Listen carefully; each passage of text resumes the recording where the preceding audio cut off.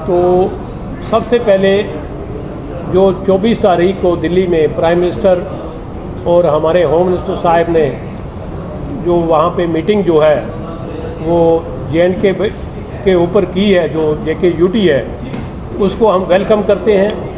और एक ये बहुत अच्छा स्टेप है ताकि हमारी जो स्टेट की प्रॉब्लम्स हैं, स्पेशली जम्मू की जो प्रॉब्लम्स हैं, उनको दूर किया जाए और ताकि ये जो UT है ये एक खुशहाल तरीके से अपना जो है प्रोग्रेस कर सके।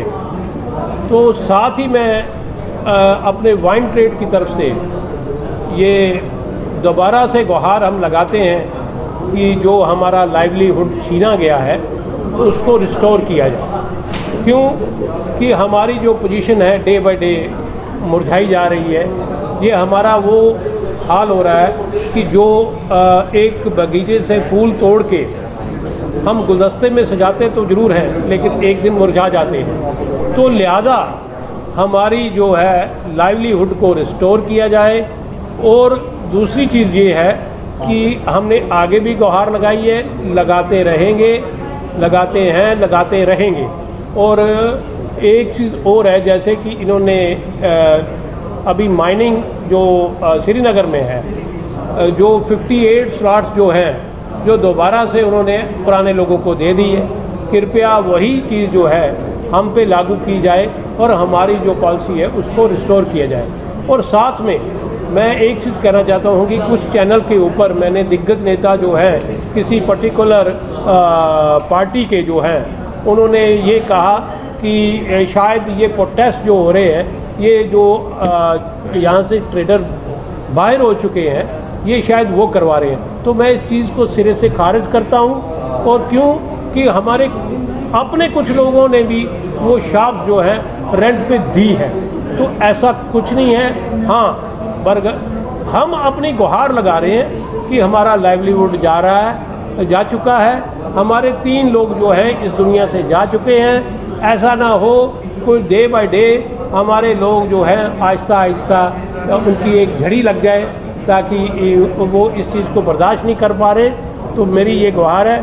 बाकी आपको दिग्विजय जी पूरे तफसील कर। देखिए, सरकार ने जब ये नई एक्साइज पॉलिसी बनाई थी तो उन्होंने उसमें एक मेन एम ये लिखा था कि जम्मू कश्मीर के अंदर हम लिकर ट्रेड में माफिया ख़त्म करना चाहते हैं, जो मोनोपोलीआइज सिस्टम है उसको ख़त्म करना चाहते हैं। लेकिन ये जो नई एक्साइज पॉलिसी दी है, उसके पॉलिसी के तहत 224 लोगों की रोज़ी रोटी छीन के 5 लोगों के पास पूरा ट्रेड उन्होंने सौंप दिया है। यूपी का एक कॉन्ट्रैक्टर जिसने 130 के करीब लाइसेंस ले लिए हैं,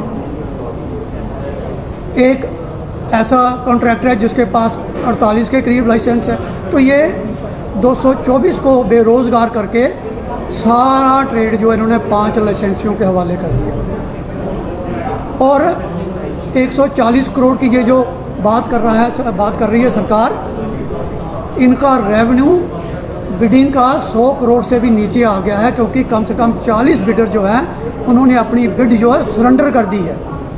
तो इतना रेवेन्यू नहीं मिला है। 228 दुकानों की ऑक्शन हुई है, उसमें सिर्फ 100 दुकान खुली है, बाकी दुकानें नहीं खुल रही हैं।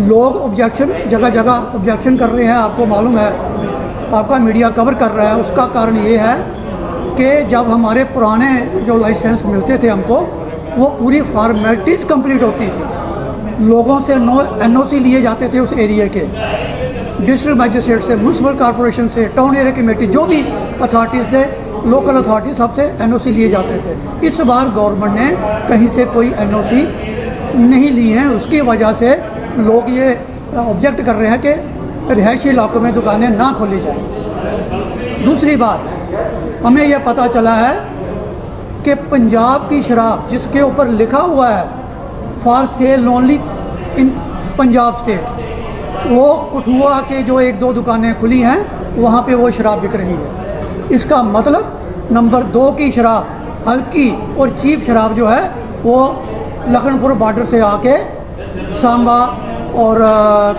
हीरानगर में ये बिक रही है।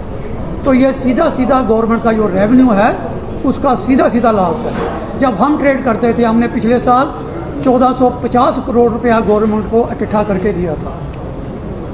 तो इस वक्त हम ये जो सिस्टम देख रहे हैं हमें नहीं लगता ये पॉलिसी किसी एंगल से भी ये कामयाब हो रही है। तो इसलिए हम गवर्नमेंट से गुहार लगा रहे हैं कि जो हमारे लाइसेंस थे उनको रिविज़िट किया जाए, पॉलिसी को रिविज़िट किया जाए, क्योंकि हमारा लाइसेंस 2023 तक रिन्यू थे।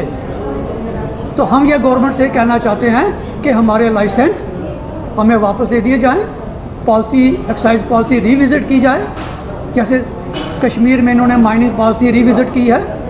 हम ये वादा करते हैं गवर्नमेंट से कि जितना रेवेन्यू इनको चाहिए हम उतना रेवेन्यू इनको देंगे। पिछले साल 1450 दिया था, हम 1800 करोड़ से भी ऊपर जा सकते हैं अगर ये हमारे लाइसेंस हमको वापस दिए जाते हैं। तो हमारी गवर्नमेंट से ये गुहार है कि 200 के करीब जो परिवार अनएम्प्लॉयड बेरोज़गार हुआ है उनकी रोज़ी रोटी का सोचिए, हमारा लाइसेंस रिविज़िट कीजिए।